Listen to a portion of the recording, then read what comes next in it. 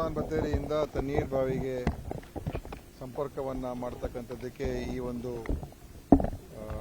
ಸೇತುವೆ ನಿರ್ಮಾಣ ಕಾಮಗಾರಿ ಶೀಘ್ರಗತಿಯಲ್ಲಿ ಇವತ್ತು ಕಾಮಗಾರಿ ನಡೀತಾ ಇದೆ. ಅದನ್ನು ವೀಕ್ಷಣೆ ಮಾಡಿ ಆದಷ್ಟು ಬೇಗ ಇದನ್ನು ಮುಕ್ತಾಯ ಆಗಬೇಕು ಅಂತ ನಮ್ಮೆಲ್ಲರ ಒಂದು ಉದ್ದೇಶ ಆಗಿದೆ. ಇದರಿಂದ ಭಾಳಷ್ಟು ಜನರಿಗೆ ಅನುಕೂಲ ಆಗುವಂಥದ್ದು, ಮಂಗಳೂರು ನಗರಕ್ಕೆ ಬರುವಂಥದ್ದಕ್ಕೂ ಕೂಡ ಭಾಳ ಅನುಕೂಲ ಆಗ್ತದೆ. ಮತ್ತು ಸುಮಾರು ಈ ಒಂದು ಬ್ರಿಡ್ಜ್ ಇಲ್ಲದೇ ಇರತಕ್ಕಂಥ ಸಂದರ್ಭದಲ್ಲಿ ನಾವು ಸುತ್ಕೊಂಡು ಬಳಸ್ಕೊಂಡು ಬರಬೇಕಾಗಿತ್ತು. ಅದರಿಂದ ಒಂದು ಅರ್ಧ ಗಂಟೆ ಕಾಲ ಹೆಚ್ಚು ಸಮಯ ತಗೊಳ್ತಾ ಇತ್ತು. ಈಗ ಭಾಳ ಸಮಯ ಉಳಿತಾಯ ಆಗ್ತದೆ. ಇದು ಏನು ಡಿಸ್ಟೆನ್ಸು ಕೂಡ ಕಮ್ಮಿ ಆಗ್ತದೆ ಮತ್ತು ಏನು ಇಲ್ಲಿಯ ಒಂದು ನಮ್ಮ ಒಂದು ಸಂಪರ್ಕಕ್ಕೆ ಬಹಳ ಅನುಕೂಲ ಆಗುವಂಥದ್ದು ಕೂಡ ಆಗ್ತದೆ. ಆದ್ದರಿಂದ ಇದು ನಮ್ಮ ಸ್ಮಾರ್ಟ್ ಸಿಟಿ ಯೋಜನೆ ಅಡಿಯಲ್ಲಿ ಈ ಕಾಮಗಾರಿ ತಗೊಂಡು ಸುಮಾರು ಇದಕ್ಕೆ ನಾವು ಖರ್ಚು ಮಾಡ್ತಾ ಇರ್ತಕ್ಕ 64 ಕೋಟಿ ರೂಪಾಯಿ. ಮತ್ತು ಇದರಲ್ಲಿ ಇಲ್ಲೇ ಪಕ್ಕದಲ್ಲಿ ಬೆಂಗ್ರೆ ಏನು ಗ್ರಾಮ ಇದೆ, ಇಲ್ಲಿ ಸುಮಾರು 4,000 ಕುಟುಂಬಗಳು ಕೂಡ ವಾಸ ಮಾಡುವಂಥ ಸ್ಥಳ ಇದೆ. ಅವ್ರಿಗೂ ಕೂಡ ಭಾಳ ಇದರಿಂದ ಪ್ರಯೋಜನ ಆಗ್ತದೆ. ಮತ್ತು ಇಲ್ಲಿಯ ಬೋಟ್ಗಳಿಗೂ ಕೂಡ ಓಡಾಡೋದಕ್ಕೆ ಇಲ್ಲಿ ಎಲ್ಲ ರೀತಿಯ ಒಂದು ಸೌಕರ್ಯಗಳು ಕೂಡ ಮಾಡಿಕೊಡ್ತೀವಿ. ಯಾವುದೇ ರೀತಿಯ ಅಡಚಣೆ ಆಗದೇ ಬೋಟ್ಗಳು ಅವರು ತಮ್ಮ ಏನು ನಿರ್ವಹಣೆ ಇದೆ ಅವರ ಓಡಾಟಕ್ಕೂ ಕೂಡ ಯಾವುದೇ ಸಮಸ್ಯೆ ಆಗದೇ ಇರೋ ರೀತಿಯಾಗಿ ಈ ಒಂದು ಸೇತುವೆಯನ್ನು ನಿರ್ಮಾಣ ಮಾಡ್ತಾ ಇದ್ದೀವಿ. ಅದರಿಂದ ಈ ಬ್ರಿಡ್ಜು ಕೂಡ ಒಳ್ಳೆಯ ಒಂದು ತಂತ್ರಜ್ಞಾನ ಬಳಸಿ ನೋಡೋದಕ್ಕೂ ಕೂಡ ಒಂದು ಆಕರ್ಷಣೀಯವಾದಂಥ ಬ್ರಿಡ್ಜ್ ಆಗುತ್ತೆ ಮತ್ತು ಇದರ ಉಪಯೋಗ ಕೂಡ ಭಾಳ ಹೆಚ್ಚು ಆಗುತ್ತೆ. ಇದನ್ನು ಈಗ ನಾವು ಇಲ್ಲಿ ಈಗ ತಾನೇ ಎಲ್ಲ ಚರ್ಚೆ ಮಾಡಿದ್ದೀವಿ. ಈ ಜೂನ್ ತಿಂಗಳಷ್ಟೊತ್ತಿಗೆ ಈ ಸೇತುವೆಯನ್ನು ಮೇಲಕ್ಕೆ ಏರಿಸ್ತೀವಿ. ಏನು ಈ ಪ್ರೀ ಫ್ಯಾಬ್ರಿಕೇಟೆಡ್ ಸ್ಟೀಲ್ ಬ್ರಿಡ್ಜ್ ಇದೆ, ಇದನ್ನು ನಾವು ಮೇಲಕ್ಕೆ ಏರಿಸ್ತೀವಿ. ನಂತರ ಜೂನ್ ತಿಂಗಳಲ್ಲೇ ಇಲ್ಲಿ ಬೋಟ್ಗಳಿಗೆ ಓಡಾಡೋದಕ್ಕೆ ಯಾವುದೇ ಸಮಸ್ಯೆ ಆಗದೇ ಇರೋ ಥರ ನೋಡ್ಕೊಳ್ತೀವಿ. ಆಮೇಲೆ ಇನ್ನೊಂದು 2 ತಿಂಗಳಲ್ಲಿ ಬಹುಶಃ ಸೆಪ್ಟೆಂಬರ್ ಅಂತ ಇರೋಣ ಅಲ್ವಾ, ಆಗಸ್ಟ್ ಕೊನೆ ಅಥವಾ ಸೆಪ್ಟೆಂಬರ್ ಮೊದಲನೇ ವಾರದಲ್ಲಿ ಇದು ಲೋಕಾರ್ಪಣೆ ಮಾಡ್ತಕ್ಕಂಥದ್ದು ಕೂಡ ನಮ್ಮ ಒಂದು ಅವ್ರಿಗೆ ಟಾರ್ಗೆಟ್ ಕೊಟ್ಟಿದ್ದೀವಿ. ಆಗಸ್ಟ್ ಕೊನೆಯ ವಾರಕ್ಕೆ ನೀವು ಮುಗಿಸಿ ಅಂತ ಹೇಳಿದ್ದೀವಿ. ಅದಕ್ಕೋಸ್ಕರ ಆವಾಗ ಲೋಕಾರ್ಪಣೆ ಆಗ್ತದೆ. ಅದೇ ಅವ್ರಿಗೆ ಯಾವುದೇ ರೀತಿಯ ಸಮಸ್ಯೆ ಆಗದೇ ಇರೋ ಥರನೇ ಇದು ನಿರ್ಮಾಣ ಆಗ್ತಾ ಇದೆ. ಅದರಿಂದ ಈ ಒಂದು ಏನು ಆಳ ಇದೆ, ನೀರಿನ ಆಳ, ಅದು ಕೂಡ ಯಾವುದೇ ಸಮಸ್ಯೆ ಆಗಬಾರ್ದು ಅಂತ ಕೂಡ ಇದೆ. ಮತ್ತು ಹೈಟು ಕೂಡ ಏನಿದೆ, ಇದರ ಎತ್ತರ, ಅದು ಯಾವುದೇ ತೊಂದರೆ ಆಗದೇ ಇರೋ ಥರ ಏನು ರಾಷ್ಟ್ರೀಯ ಮಟ್ಟದ ಒಂದು ಮಾರ್ಗಸೂಚಿಗಳಿದೆ ಅದರ ಪ್ರಕಾರನೇ ನಾವು ಮಾಡ್ತಾ ಇದ್ದೀವಿ. ವಾಟರ್ ವೇಸ್ ಏನಿರ್ತದೆ, ವಾಟರ್ ವೇಸ್ ಈಗ ಹೈವೇಗೆ ಇರುವಂಥ ಮಾರ್ಗಸೂಚಿ ಪ್ರಕಾರ ವಾಟರ್ ವೇಸ್ಗೂ ಕೂಡ ಇರ್ತದೆ. ಆ ಮಾರ್ಗಸೂಚಿ ಪ್ರಕಾರನೇ ಎಲ್ಲ ಮಾಡ್ತಾ ಇದ್ದಾರೆ. ಎಲ್ಲ ಕೈಂಡ್ ಆಫ್ ವೆಹಿಕಲ್ಸ್ ಓಡಾಡಬಹುದು, ಅದರಲ್ಲಿ ಏನು ಸಮಸ್ಯೆ ಇಲ್ಲ. ಎಲ್ಲ ಟೈಪ್ ಆಫ್ ವೆಹಿಕಲ್ಸ್ ಓಡಾಡಬಹುದು. ಸೊ ಒಳ್ಳೆ ಪ್ರಾಜೆಕ್ಟ್ ಮಂಗಳೂರು ಸಿಟಿಗೆ. ಅದರಿಂದ ಇದು ಖಂಡಿತವಾಗಿಯೂ ಇದು ಒಂದು ಪ್ರತಿಷ್ಠಿತವಾದಂಥ ಒಂದು ಯೋಜನೆ ಆಗುತ್ತೆ. ನಮ್ಮ ಸರ್ಕಾರ ಬಂದ ಮೇಲೆ ಇದು ಕೂಡ ನಮ್ಮ ಒಂದು ಸರ್ಕಾರಕ್ಕೆ ಒಳ್ಳೆ ಹೆಸರು ತರುತ್ತೆ ಅಂತ ನಾನು ಅನ್ಕೊಂಡಿದ್ದೇನೆ. ನ್ಯಾಚುರಲಿ ಈ ಬ್ಲೂ ಫ್ಲಾಗ್ ಬೀಚ್ ಇದೆ ಸಂಪರ್ಕ ಕೂಡ ಇದು ಆಗ್ತದೆ. ಅದರಿಂದ ಅದು ಈಗ ಹಿಂದೆ ಒಂದೇ ಒಂದು ಸಂಪರ್ಕ ರಸ್ತೆ ಇತ್ತು, ಇದು 2ನೇ ರಸ್ತೆ ಆಗ್ತದೆ. ಜನರಿಗೆ ಆ ಬೀಚ್ಗೆ ಹೋಗೋದಕ್ಕೂ ಬರೋದಕ್ಕೂ ಅನುಕೂಲ ಆಗ್ತದೆ. ಮತ್ತು ಸಂಪರ್ಕಗಳು ಬಂದಾಗ ಬೇರೆ ಎಲ್ಲದಕ್ಕೂ ಕೂಡ ಅನುಕೂಲ ಆಗ್ತದೆ, ವಾಣಿಜ್ಯಕ್ಕೆ, ಟೂರಿಸಂಗೆ ಎಲ್ಲದಕ್ಕೂ ಕೂಡ ಅನುಕೂಲ ಆಗ್ತದೆ. ಅದರಿಂದ ಖಂಡಿತ ಇದು ಒಂದು ಬಹಳ ಉತ್ತಮವಾದಂಥ ಒಂದು ಮೂಲಭೂತ ಸೌಕರ್ಯ ನಮ್ಮ ಈ ಒಂದು ಭಾಗದ ಜನರಿಗೆ ನೀಡುವಂಥದ್ದು ನಮಗೂ ಬಹಳ ಸಂತೋಷ ಆಗ್ತದೆ. ಸರ್, ಈಗ ಈ ಪಂಚರಾಜ್ಯ ಚುನಾವಣೆ ಆಯಿತು.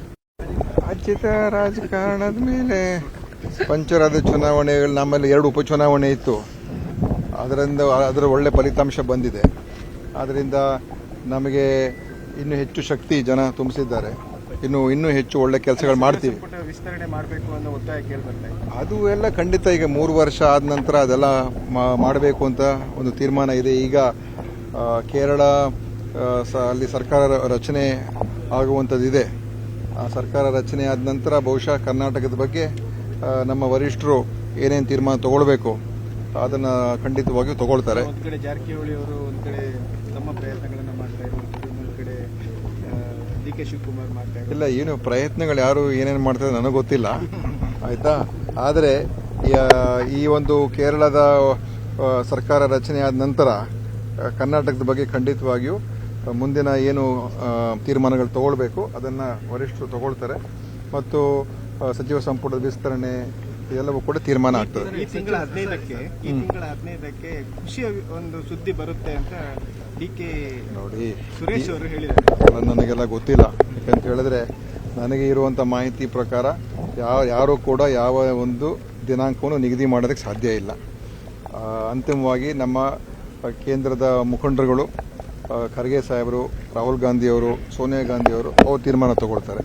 ಅದರಿಂದ ಅವರ ಒಂದು ಸಮಯ ಅಥವಾ ಮುಹೂರ್ತವನ್ನು ನಿಗದಿ ಮಾಡುವಂಥದ್ದು ನಾವು ಅದನ್ನು ಮಾಡೋಕ್ಕಾಗೋದಿಲ್ಲ. ಅವರಿಗೆ ಆ ವಿವೇಚನೆಗೆ ಬಿಟ್ಟಿರುವಂಥದ್ದು. ಸರ್ವೆ ಮಾಡಬೇಕು ಅಂತ ಅದಕ್ಕೆ ಒಂದು ಕೊಟ್ಟರು ಅನುದಾನ ಕೊಟ್ಟಿದ್ದೀವಿ, ಯಾವ ಹಂತದಲ್ಲಿ ಇದೆ? ನಾನು ಅದನ್ನು ವಿಚಾರಿಸ್ಬಿಟ್ಟು ಹೇಳ್ತೀನಿ. ನೀವು ಕೇಳಿದ ತಕ್ಷಣ ನನಗೆ ಹೇಳೋಕ್ಕಾಗ್ತಾ ಇಲ್ಲ. ಆದರೆ ಅದನ್ನು ಒಂದು ಏನು ಮಾಸ್ಟರ್ ಪ್ಲ್ಯಾನ್ಗೆ ಮಾಡೋದಕ್ಕೆ ನಾವು ತೀರ್ಮಾನ ತೊಗೊಂಡಿದ್ದೀವಿ. ನಾನು ಮತ್ತೆ ನಿಮಗೆ ತಿಳಿಸ್ತೀನಿ. ಈ ಒತ್ತುವರಿ ಸರ್ವೆ ಮಾತ್ರವೇ ಇಲ್ಲ ಜಿಲ್ಲೆಯಲ್ಲಿ ಹೇಗೆ? ನಾನೆಲ್ಲ ತಿಳ್ಕೊಂಡು ಮತ್ತೆ ಆಮೇಲೆ ಹೇಳ್ತೀನಿ.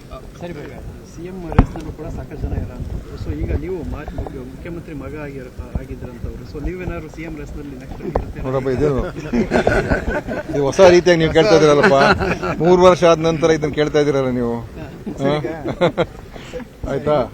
ಅದಕ್ಕೆಲ್ಲ ಉತ್ತರ ಕೊಡೋಕ್ಕಾಗೋದಿಲ್ಲ. ನಾವು ಏನೇ ತೀರ್ಮಾನ ವರಿಷ್ಠರು ತಗೊಳ್ತಾರೆ ಅದಕ್ಕೆ ಮುಖ್ಯಮಂತ್ರಿ ಸಮೇತ ಎಲ್ಲರೂ ಅದಕ್ಕೆ ಬದ್ಧರಾಗಿ ಇರ್ತೀವಿ ಅಂತ ಎಲ್ಲರೂ ಹೇಳಿದ್ದಾರೆ. ಅಷ್ಟು ಹೇಳಿದ ಮೇಲೆ ಮತ್ತೆ ಅವ್ರು ಏನು ಡಿಸಿಷನ್ ಕೊಡ್ತಾರೆ ಅದಕ್ಕೆ ನಾವೆಲ್ಲ ಒಪ್ಪಿಗೆಯನ್ನು ನೀಡ್ತೀವಿ. ಮತ್ತು ಅವ್ರ ಪಕ್ಷ ಹಿತದೃಷ್ಟಿಯಿಂದ ಏನು ಮಾಡಬೇಕು ನಮ್ಮ ವರಿಷ್ಠರು ಮಾಡ್ತಾರೆ. ಅಂತಿಮವಾಗಿ ಒಬ್ಬರು ವ್ಯಕ್ತಿಯ ವಿಚಾರ ಅಲ್ಲ, ಇದು ಪಕ್ಷದ ವಿಚಾರ. ನಮ್ಮ ಸರ್ಕಾರ ಇವತ್ತು 140 ಜನ ಶಾಸಕರೇನಿದ್ದೀವಿ, ಇದು ಎಲ್ರಿಗೂ ಒಂದು ಒಗ್ಗಟ್ಟಿನ ಒಂದು ಪ್ರಯತ್ನ ಮಾಡಿದ್ದಕ್ಕೆ ಅಷ್ಟು ಜನ ಬಂದಿರುವಂಥದ್ದು. ಯಾರೊಬ್ಬರಿಗೆ ಇದೆಲ್ಲ ಹೋಗೋದಿಲ್ಲ. ಆದ್ದರಿಂದ ನಾವೆಲ್ಲ ಒಂದಾಗಿ ಹೋಗಬೇಕಾಗ್ತದೆ. ವೈಯಕ್ತಿಕವಾಗಿ ಆಲೋಚನೆ ಮಾಡುವಂಥದ್ದನ್ನು ವರಿಷ್ಠರು ನಮ್ಮ ಹೈಕಮಾಂಡ್ ಮಾಡೋದಿಲ್ಲ. ಪಕ್ಷದ ಹಿತದೃಷ್ಟಿಯಿಂದ ಮತ್ತು ಭವಿಷ್ಯದ ಹಿತದೃಷ್ಟಿಯಿಂದ ಏನು ಮಾಡಬೇಕು ಅದನ್ನು ಮಾಡ್ತಾರೆ. ಮತ್ತು ಮಳೆ ಏನಾದರೂ ಅದಕ್ಕೆ ಏನೇನು ತಯಾರಿಕೆಗಳು ಮಾಡ್ಕೋಬೇಕು, ಅಕಸ್ಮಾತ್ ಏನಾದರೂ ಜೋರಾದ ಮಳೆ ಈಗಲೇ ಬಂದರೆ ಅಥವಾ ಮುಂದಿನ ತಿಂಗಳು ಬಂದರೆ ಪೂರ್ವಭಾವಿಯಾಗಿ ಏನೇನು ನಾವು ಸಜ್ಜಾಗಿರಬೇಕು, ಪ್ರವಾಹ ಬರುವಂಥ ಪರಿಸ್ಥಿತಿಗಳು ಬಂದರೆ ಅಥವಾ ಎಲ್ಲಿ ಫ್ಲಡ್ ಆಗ್ತದೆ, ಎಲ್ಲಿ ಕುಸಿತ ಆಗ್ತದೆ, ಮತ್ತು ನಮ್ಮ ಎಲ್ಲ ತುರ್ತು ಪರಿಸ್ಥಿತಿಗೆ ಮುಂಜಾಗ್ರತೆ ಕ್ರಮಗಳು, ನಮ್ಮ ಪೊಲೀಸ್ ಇಲಾಖೆ, ನಮ್ಮ ಈಗ ವಿವಿಧ ಎಲ್ಲ ಅರಣ್ಯ ಇಲಾಖೆ ಮತ್ತು ಡಿಸಾಸ್ಟರ್ ಏನಿದೆ ಫೋರ್ಸು, NDRF, SDRF ಅವ್ರ ಫೋರ್ಸ್ಗಳು ಎಲ್ಲವೂ ಕೂಡ ಸಜ್ಜಾಗಿರಬೇಕು. ಮತ್ತು ಎಲ್ಲೆಲ್ಲಿ ನಮ್ಮ ಐತಿಹಾಸಿಕವಾಗಿ ಎಲ್ಲೆಲ್ಲಿ ಘಟನೆಗಳಾಗ್ತದೆ ಅದ್ರ ಬಗ್ಗೆ ಈಗ ಅಲ್ಲಿ ಕ್ರಮಗಳು ತಗೊಳ್ಬೇಕು. ಈಗ ತಡೆಗೋಡೆಗಳ ನಿರ್ಮಾಣ ಮಾಡೋದಕ್ಕೆ ಸುಮಾರು 80 ಕೋಟಿ ರೂಪಾಯಿ ಅಷ್ಟು ನಮ್ಗೆ ಅನುದಾನ ಸಿಕ್ಕಿದೆ. ಅದು ಎಲ್ಲೆಲ್ಲಿ ಈಗ ಮಾಡ್ತಕ್ಕಂಥದ್ದು ಕೂಡ ಅದನ್ನು ಕಾಮಗಾರಿಗಳು ತಗೊಳ್ತಾ ಇದ್ದಾರೆ. ಹಿಂದೆ ಎಲ್ಲ ಎಲ್ಲೆಲ್ಲಿ ಸಮಸ್ಯೆ ಹೆಚ್ಚಾಗಿತ್ತು ಅಲ್ಲೆಲ್ಲ ತಗೊಳ್ಬೇಕು ಅಂತ 80 ಕೋಟಿ ರೂಪಾಯಿ ವೆಚ್ಚದ ಅದನ್ನು ತಗೊಳ್ತಾರೆ. ಆಮೇಲೆ ಡಿಸಿಲ್ಟ್ ಮಾಡುವಂಥದ್ದು, ಎಲ್ಲಿ ಫ್ಲಡ್ ಆಗ್ತದೆ ಅದಕ್ಕೂ ಕೂಡ ಮಂಗಳೂರು ಸಿಟಿಯಲ್ಲಿ ಸುಮಾರು 9 ಕೋಟಿ ರೂಪಾಯಿ ಕೊಟ್ಟಿದ್ದೀವಿ. 9 ಅದನ್ನು ಅವರು ಈಗಾಗಲೇ ಟೆಂಡರ್ ಕರೆದಿದ್ದಾರೆ. ಕೆಲವು ಕಡೆ ಎಲ್ಲ ಈಗ ಶುರು ಮಾಡ್ಕೊಳ್ತಾ ಇದ್ದಾರೆ ಕೆಲಸ. ಈಗ ಪಂಪೆಲ್ ಹತ್ರ ಯಾವಾಗಲೂ ನೀರು ನಿಲ್ಲುವಂಥದ್ದಾಗ್ತದೆ. ಅದಕ್ಕೆ ಎಲ್ಲೆಲ್ಲಿ ಅದನ್ನು ಪ್ರವಾಹ ಬಂದಾಗ ಕಮ್ಮಿ ಮಾಡುವಂಥದ್ದು ಅಥವಾ ಅದನ್ನು ನಿವಾರಣೆ ಮಾಡುವಂಥದ್ದು ಕೂಡ ಮುಂಜಾಗ್ರತೆ ಕ್ರಮಗಳು ತಗೊಳ್ಳುವಂಥದ್ದು ಇದೆಲ್ಲವೂ ಕೂಡ ಚರ್ಚೆ ಮಾಡಿದ್ದೇವೆ. ಅದು ಇವತ್ತು ಎಲ್ಲ ಇಲಾಖೆಗಳು ಕೂಡ ಕರೆಸಿದ್ದೆ ನಾನು. ಏನು ವಿದ್ಯುತ್ ಶಕ್ತಿಯ ಕೊರತೆ ಏನು ನಮ್ಮಲ್ಲಿ ಏನಿಲ್ಲ, ರಾಜ್ಯದಲ್ಲೇನಿಲ್ಲ. ಬಹುಶಃ ಅದು ಏನು ಸಮಸ್ಯೆ ಇದೆ ನಾನು ಇನ್ನೊಮ್ಮೆ ಚೆಕ್ ಮಾಡ್ತೀನಿ. ಯಾಕಂದರೆ ವಿದ್ಯುತ್ ಸರಬರಾಜರಲ್ಲಿ ಇವತ್ತು ನಮ್ಮಲ್ಲಿ ಕರ್ನಾಟಕ ರಾಜ್ಯ ಯಾವುದೇ ತೊಂದರೆ ಇಲ್ಲದೆ ಇರೋ ರೀತಿ ನಿರ್ವಹಣೆ ಮಾಡ್ಕೊಂಡು ಬಂದಿದ್ದೇವೆ. ಅದರಿಂದ ಆ ಥರ ಸಮಸ್ಯೆ ಆಗಬಾರ್ದು. ಬೇರೆ ಏನಾದ್ರು ಟೆಕ್ನಿಕಲ್ ಕಾರಣ ಇರಬೇಕು ಹೊರತು ಬೇರೆ ಏನೇನು ಇರೋದು ನಾನು ಅದನ್ನು ವಿಚಾರಿಸ್ತೀನಿ. ಸರ್, ತಮಿಳುನಾಡಿನ ಚುನಾವಣೆ ಫಲಿತಾಂಶದ ನಂತರ ಸಚಿವ ಸ್ಥಾನಕ್ಕೋಸ್ಕರ ಕಾಂಗ್ರೆಸ್ನವರು ಭಿಕ್ಷೆ ಬೇಡುವಂಥ ಪರಿಸ್ಥಿತಿ ಆಗಿದೆ ಅಂತ ಚಲವಾದಿ ನಾರಾಯಣ ಸ್ವಾಮಿ ಅವ್ರಿಗೆ ಟಿವಿಯಲ್ಲಿ ಒಂದು ಸುದ್ದಿ ಆಗಬೇಕು, ಅವ್ರ ಹೆಸರು ಓಡಿಸ್ಬೇಕು, ಅದಕ್ಕೆ ಈ ಥರ ಹೇಳಿಕೆಗಳು ಕೊಡ್ತಾರೆ. ಆಯಿತಾ? ಆ ಥರ ಇದ್ದಿದ್ರೆ ಅದಕ್ಕೆ ನೀವು ಆ ಥರ ಅಂಥ ಪ್ರಶ್ನೆಗೆ ಉತ್ತರ ಕೊಡುವಂಥ ಅವಶ್ಯಕತೆಯೇ ಇಲ್ಲ. ಇವತ್ತು ಅಲ್ಲಿ ನಮ್ಮ ಒಂದು ಉದ್ದೇಶ ಏನಂತ ಹೇಳಿದ್ರೆ ಅಲ್ಲೊಂದು ಸರ್ಕಾರ ರಚನೆ ಆಗಬೇಕು. ಮತ್ತು ಇವತ್ತೇನು ವಿಜಯ್ ಅವರಿದ್ದಾರೆ, ಅವರು ಕೂಡ ಒಬ್ಬ ಜಾತ್ಯತೀತ ಮನೋಭಾವ ಮತ್ತು ಪ್ರಗತಿಪರ ಚಿಂತನೆ ಇರುವಂಥ ಒಬ್ಬ ವ್ಯಕ್ತಿ. ಸೊ ಅವರಿಗೆ ಈಗ ಒಂದು ಸರ್ಕಾರ ರಚನೆ ಆಗಬೇಕು. ಅದಕ್ಕೆ ನಮ್ಮ ಬೆಂಬಲ ಇದೆ ಅಂತ ನಾವು ಹೇಳಿದ್ದೇವೆ. ಹಿಂದೆಯಿಂದಲೂ ಕೂಡ ಅವ್ರಿಗೆ ವಿಜಯ್ ಅವ್ರಿಗೂ ಮತ್ತು ರಾಹುಲ್ ಗಾಂಧಿಯವರಿಗೆ ಮೊದಲಿಂದನೂ ಒಂದು ಸ್ನೇಹ, ಒಂದು ಒಳ್ಳೆಯ ಸಂಪರ್ಕ ಇತ್ತು. ಹಿಂದೆ ಬಹುಶಃ ಭಾಳ ಹಿಂದೆನೇ ಅವರು NSUIಗೆಲ್ಲ ಬರಬೇಕು ಅಂತಲೂ ಕೂಡ ಇತ್ತು ಇತಿಹಾಸದಲ್ಲಿ.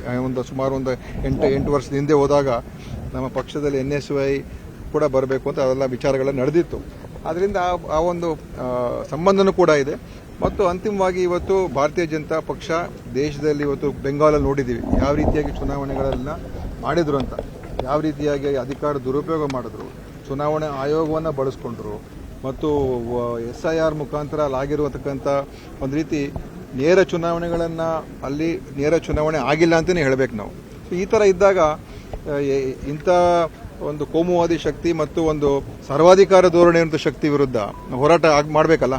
ಅಲ್ಲ ಸರ್, ಆದ್ರೆ DMK ಒಟ್ಟಿಗೆ ನಿಮ್ದು ಅಲಯನ್ಸ್ ಇತ್ತು, ಅವರನ್ನು ಬಿಟ್ಕೊಂಡು ಈಗ ಸಪರೇಟ್ ಆಗಿ ನೀವು ಹೋಗ್ತಾ ಇರೋದು ಎಷ್ಟು ಸರಿ ಅಂತ?